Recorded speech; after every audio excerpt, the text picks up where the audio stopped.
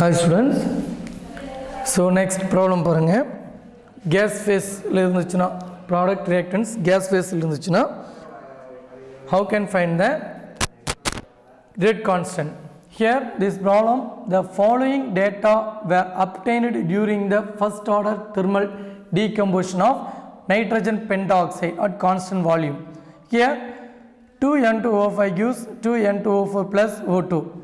So experiment data first zero time la reactant concentration அதாவது reaction mixture la concentration of N2O5 0.5.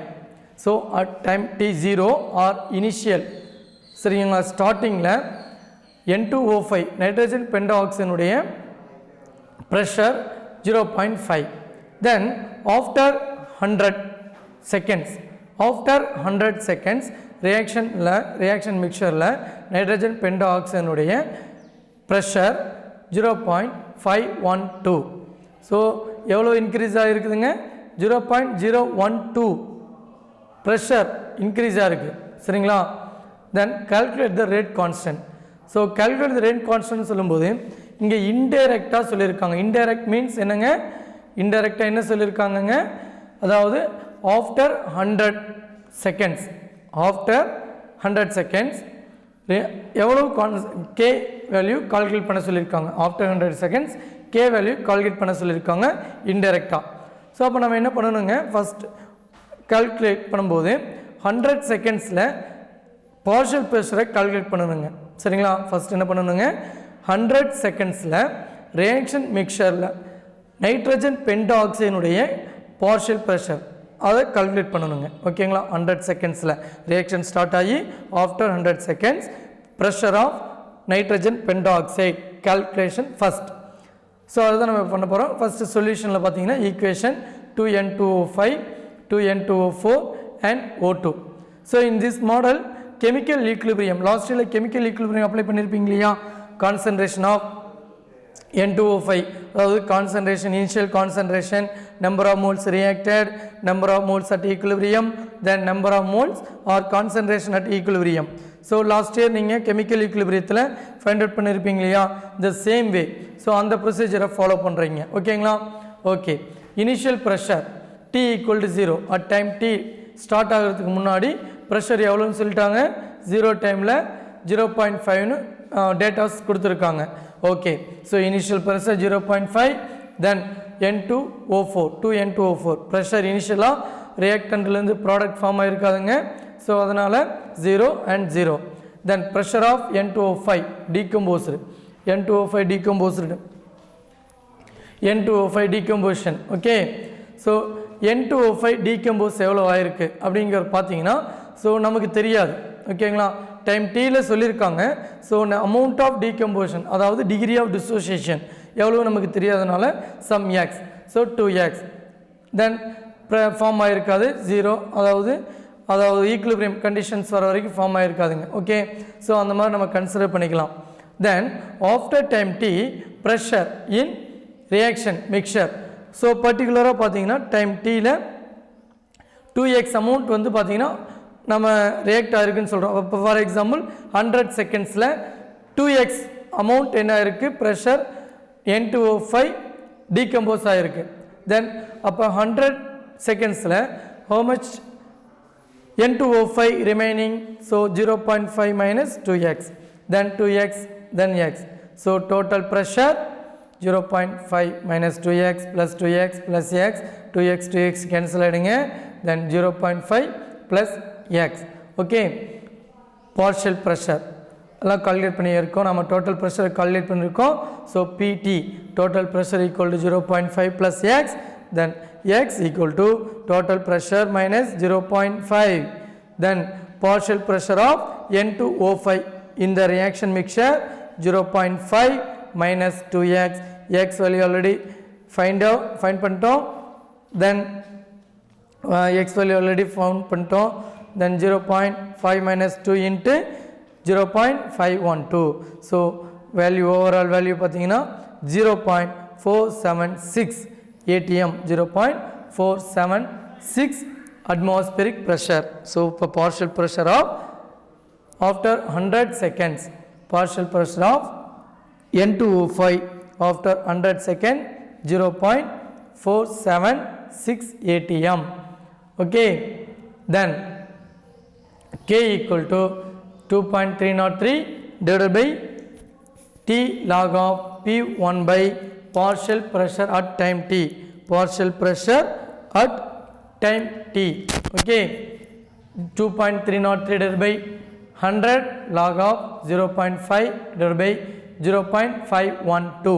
So 2.303 divided by 100 log of 1.050 cancel பண்ணோம்னா equal to 2.303 divided by 100 log 1.050 க்கு value 0.0212. So K1 value பார்த்தீங்கன்னா K value 4.88 into 10 power minus 4 second inverse. 4.88 into 10 power minus 4 second inverse. ஓகேங்களா? So book value 4.98 என்று இருக்குங்க. book value பார்த்தீங்கன்னா 4.98 இருக்கும். So approximate value தான். So in this questions K value 4.88 into 10 power minus 4 second inverse. Then next problem பார்த்தீங்க அப்படின்னா சிம்பிளுங்க. if 75% of the first order reactions completed in 60 minutes, then 50% of the same reactions under the same conditions, what will be the completed in time? What time will be the completed? Okay, so இது ஒரு MCQ question தாங்க. So find out பண்ணுறதுக்கு பார்த்தீங்கன்னா நாம் இந்த ஃபார்மேட்டை வச்சு find out பண்ணலாம். K equal to 2.303 divided by T log of R0 by R. அது எப்படி நீங்கள் ஃபைண்ட் அவுட் பண்ணுவீங்க? ஃபர்ஸ்ட் 75% நம்ம கால்குலேட் பண்ணிவிட்டு அதனுடைய K வேல்யூவை ஃபைண்ட் அவுட் பண்ணலாம். ஓகேங்களா? 75% and 60 minutes.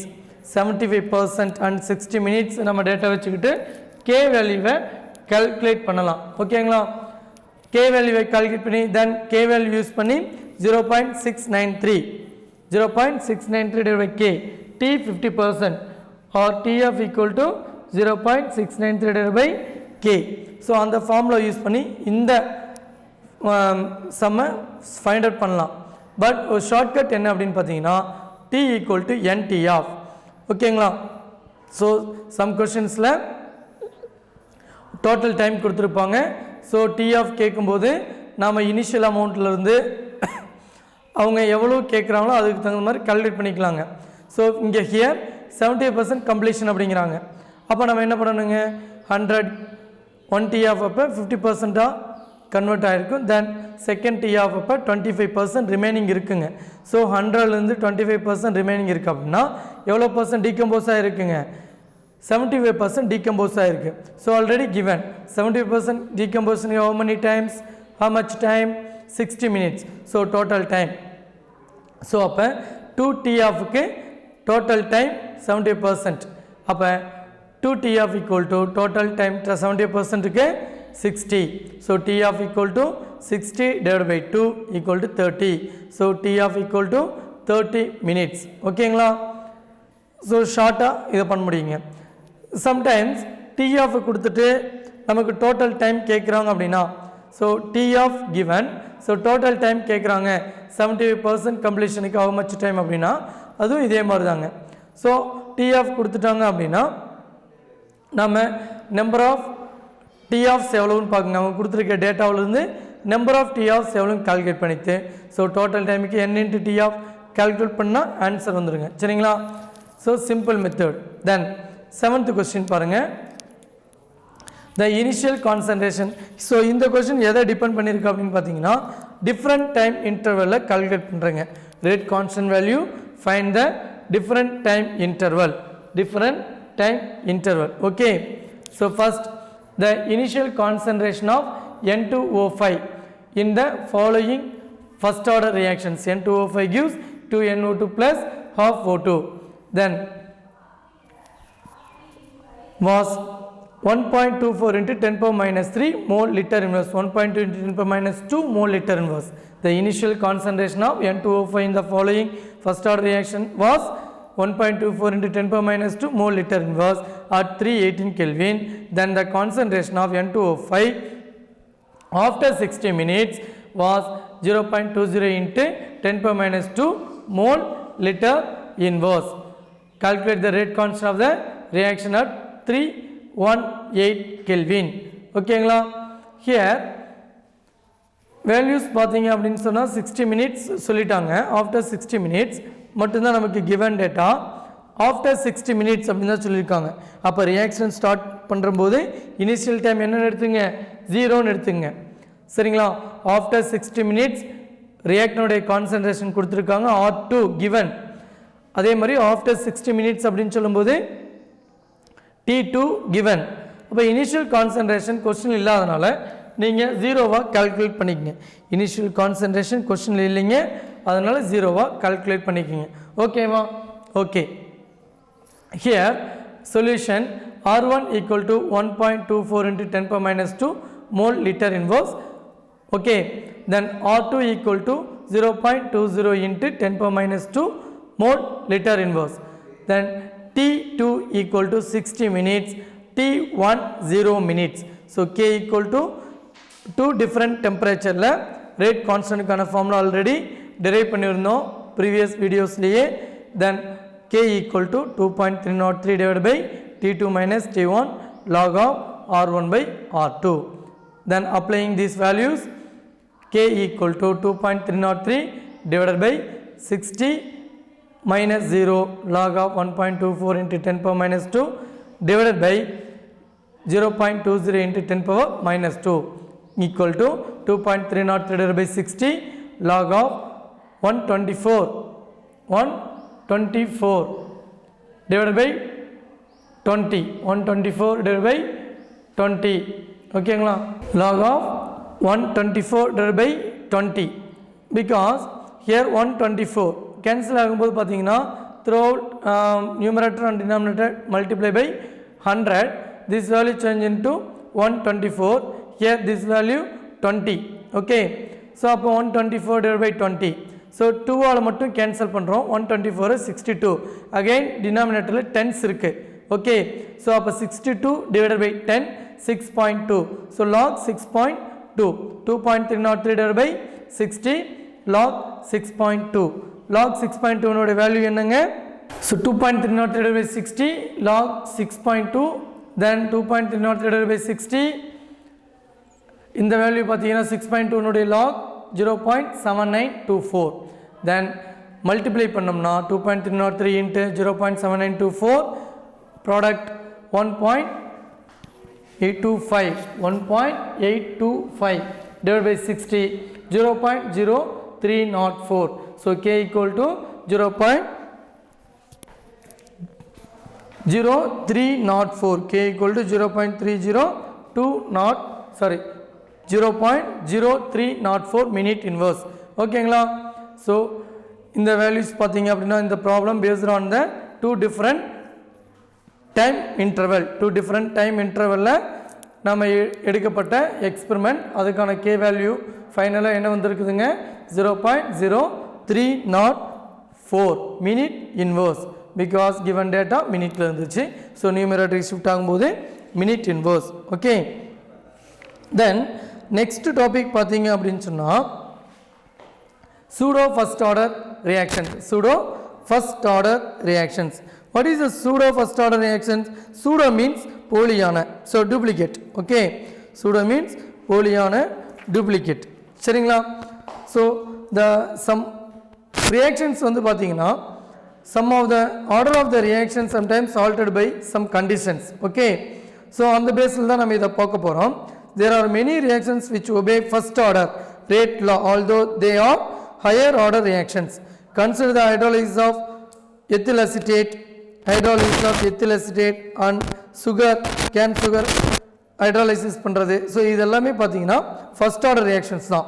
But in this reactions involve more than one reactants. சரிங்களா? Ester hydrolysis and cane sugar இதெல்லாம் பார்த்தீங்க அப்படின்னா டிஃப்ரெண்ட் ரியாக்டன்ட், அதாவது மோர் தென் ஒன் ரியாக்டன்ஸ் இருக்குங்க. ஓகேங்களா?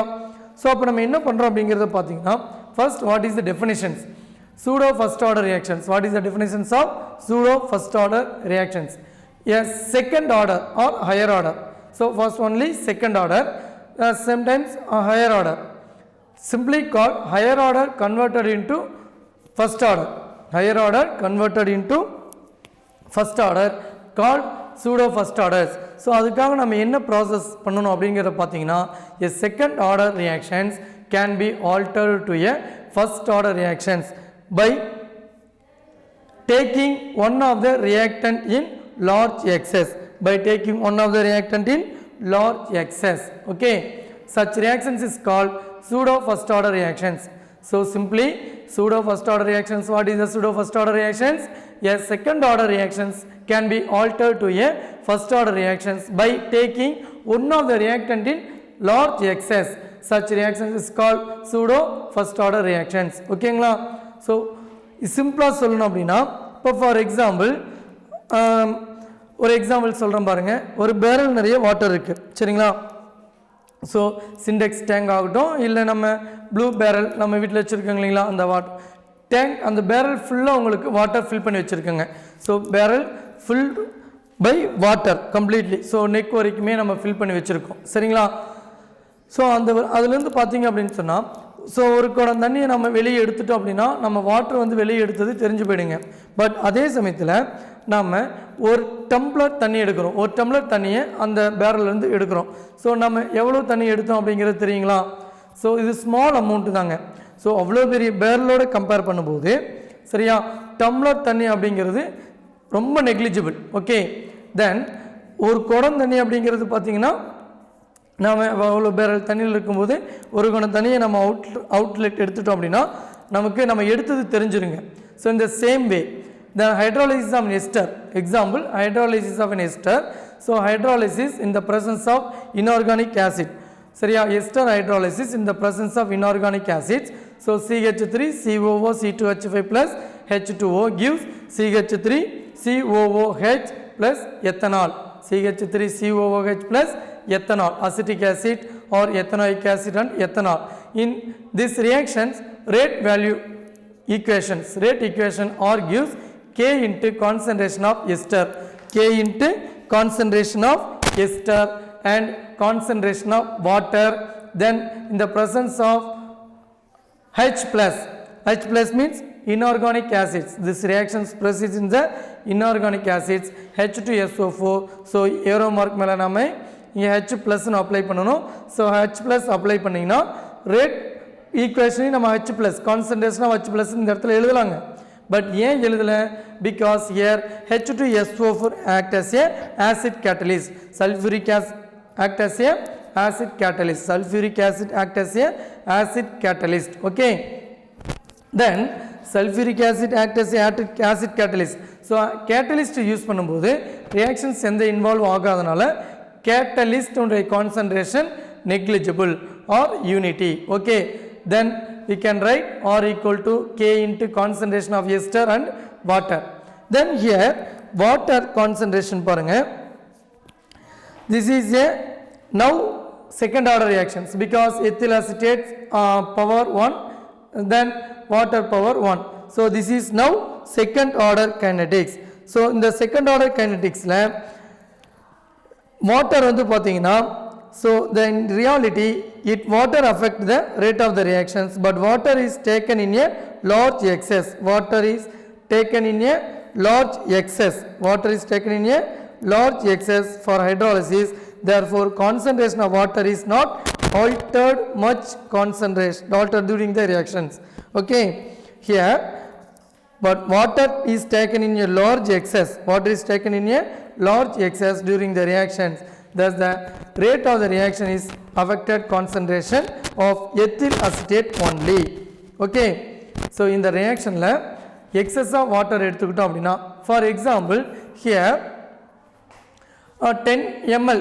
Okay, for example approximately நம்ம 1 ml ester கன்சிடர் பண்ணிக்கலாம். ஓகேங்களா, 1 ml ester. Okay, so 1 ml ester க்கு 1 ml water இருந்தா போதுங்க. But here water taking in a large excess, I mean 1 liter, 1 liter. Okay, so 1 liter contains 1000 ml, 1 liter contains 1000 ml. Here ethyl acetate taken in a 1 mole. Ethyl acetate taken in a 1 mole. So approximately if you ethyl acetate taken in 1 mole, then water taken in a 1 liter. 1 liter means 1000 ml. 1000 ml அப்படினா amount of moles of water. Moles of water அப்படிங்கும்போது 1000 divided by molecular weight 18. 1000 divided by molecular weight 18. Here 55.55 moles of water taking. Okay.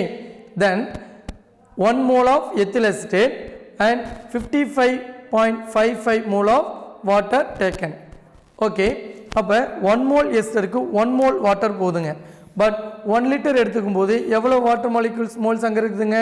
55.55 moles. Then 1 mole ester consumes the 1 mole of water. 1 mole ester consume 1 mole of water. Then remaining 54.55 moles water remaining. Then 55.55 moles water compare பண்ணும்போது 1 mole water அப்படிங்கிறது negligible. Then water concentration is constant. The concentration of water constant because taking a large excess. Taken in a large excess. Okay. Then H2O constant. Then K also a constant. The overall constant K dash. Okay. This K dash is a pseudo first order rate constant. K dash is a pseudo first order rate constant. K dash is a pseudo first order rate constant. So finally பார்த்தீங்கன்னா R equal to K dash CH3 COO C2H5. So இப்போ இந்த reactions rate only depends on the concentration of the ester. So that it follows first order kinetics. This reaction is called pseudo first order reactions. So this rate constant K dash is the pseudo first order rate constant. ஓகேங்களா? So pseudo first order reactions அப்படிங்கிறது very importantங்க. Okay, short ஆன்சரில் கேட்குறதுக்கு வாய்ப்புகள் உண்டு. Sometimes 1 மார்க்கில் NEET point of view questions தியரியாக தான் கேட்க முடியுங்க. ஸோ அண்டர்ஸ்டாண்ட் பண்ணிங்கன்னா ஈஸியாக எழுதலாம். Okay okay students. So next வந்து பார்த்தீங்கன்னா நெக்ஸ்ட் டாபிக் பார்த்தீங்க அப்படின்னா effect of temperature on rate. Effect of temperature on rate. Okay. So இது சம் பேஸ் பார்த்தீங்க அப்படின்னு சொன்னால் நம்ம வந்து பார்த்தீங்க அப்படின்னா ப்ரீவியஸாகவே பார்த்தீங்கன்னா டிஃப்ரெண்ட் டைம் இன்டர்வலில் ரேட் கான்ஸ்டன்ட் டெரிவேஷன் பார்த்துருக்கோம். டிஃப்ரெண்ட் டைம் இன்டர்வலில் ரேட் கான்ஸ்டன்ட் டெரிவேஷன் பார்த்துருக்கோம். தென் அதனுடைய problems how to calculate the rate constant and different time interval அப்படின்னு சொல்லி நம்ம ஒரு இந்த வீடியோவிலே பார்த்தீங்கன்னா ப்ரீவியஸாக சூடோ ஃபர்ஸ்ட் ஆர்டர் ரியாக்ஷன்ஸ்க்கு மேலே இருக்குதுங்க. ஓகே. ஸோ இப்போ வந்து பார்த்தீங்கன்னா நெக்ஸ்ட் வந்து பார்த்தீங்கன்னா some reactions. Okay. Most of the chemical reactions accelerated by increase in temperature. ஓகேவா? So most of the chemical reaction பார்த்தீங்க அப்படின்னா டெம்பரேச்சர் இன்க்ரீஸ் பண்ணுறோம் இல்லை டிக்ரீஸ் பண்ணுறோம். ஓகே. ஸோ டிஃப்ரெண்ட் கண்டிஷனில் இந்த மாதிரி நம்ம ப்ராசஸ் பண்ணுறோம். Most of the chemical reactions are accelerated by increase in the temperature. இப்போ ஃபார் எக்ஸாம்பிள் பார்த்தீங்க அப்படின்னு சொன்னால் நைட்ரஜன் பென்டாக்சைடு டீகம்போசிஷன் பார்த்தீங்க அப்படின்னு சொன்னால் நைட்ரஜன் பென்டாக்சைடு அதனுடைய ஹாஃப் அமௌண்ட் கம்ப்ளீட் ஆகிறதுக்கு பார்த்தீங்க அப்படின்னு சொன்னால் 50% கம்ப்ளீஷனுக்கு 12 minutes at 50 degrees Celsius. சரியா? 50 degrees Celsiusல எவ்வளோ மினிட்ஸ் எடுத்துங்க நைட்ரஜன் பென்டாக்சைடு ஹாஃபாக கம்ப்ளீட் ஆகிறதுக்கு 50 degrees Celsius எடுத்துக்குதுங்க. சரியா? 50 degrees Celsiusக்கு 20 minutes ஆகுதுங்க. Nitrogen pentoxide reduced to half at 50 degrees Celsius 12 minutes. So normal டெம்பரேச்சரில் நடந்தது அப்படின்னு சொன்னால் 10 days ஆகுதுங்க. நார்மல் டெம்பரேச்சர் நடக்கும்போது 10 days ஆகுது. ஓகே. இப்போ நார்மல் டெம்பரேச்சர் அப்படின்னு பார்த்தீங்க அப்படின்னு சொன்னால் ரூம் டெம்பரேச்சரில் ஆர் 0 degree Celsiusல ரூம் டெம்பரேச்சர் பார்த்தீங்கன்னா 25 degree Celsius. ஸோ ரூம் டெம்பரேச்சரில் 25 degree Celsius அப்படின்னா N2O5 decompose half value 5 hours decompose ஆகுதுங்க. சரிங்களா? தென் 0 degree Celsiusல நைட்ரஜன் பென்டாக்சைடு இனிஷியல் வேல்யூவிலிருந்து ஹாஃபாக டீகம்போஸ் ஆகிறதுக்கு 10 days எடுத்துக்குதுங்க. So here note that point. 0 degree Celsiusல நைட்ரஜன் பென்டாக்சைடு half-ஆ ரெடியூஸ் ஆகிறதுக்கு 10 days. Then 25 degree Celsiusல ரூம் டெம்பரேச்சரில் நைட்ரஜன் பென்டாக்சைடு டீகம்போஸ் ஆகிறதுக்கு 5 hours. Then 50 degree Celsiusல நைட்ரஜன் பென்டாக்சைடு half-ஆ டீகம்போஸ் ஆகிறதுக்கு ரெடியூஸ் ஆகிறதுக்கு 12 minutes. ஸோ அப்போ டெம்பரேச்சர் ரியாக்ஷன் ரேட்டை அஃபெக்ட் பண்ணுது அப்படிங்கிறத பார்த்துருக்கோம். இந்த same way mixture of potassium permanganate and oxalic acid and potassium permanganate and ferrous salt. அப்போ potassium permanganate and ferrous salt ferrous சல்ஃபேட்டோடு ரியாக்ட் பண்ணும்போது that reaction faster than potassium permanganate and oxalic acid. அப்போ oxalic ஆசிட்டோட potassium permanganate react பண்ணுறதை விட oxalic ferrous sulphate potassium பெர்மாங்கனேட்டோட react பண்ணுற reaction ஃபாஸ்ட்டாக நடக்குது. ஓகேங்களா? ஸோ அப்போ ஆக்சாலிக் ஆசிட் ஃபாஸ்ட்டாக நடக்கணும், oxalic acid and potassium பெர்மாங்கனேட்டோட reaction redox reaction ஃபாஸ்ட்டாக நடக்கணும்னா raise the temperature 60 degree Celsius. Okay, 60 degree Celsius. Okay, இது சம்மந்தமாக அரிகினியஸ் அப்படிங்கிறவர் நமக்கு சில இன்ஃபர்மேஷன்ஸ் கொடுத்துருக்காரு. ஸோ நெக்ஸ்ட் வீடியோவில் அதை பார்க்கலாம். தேங்க்யூ.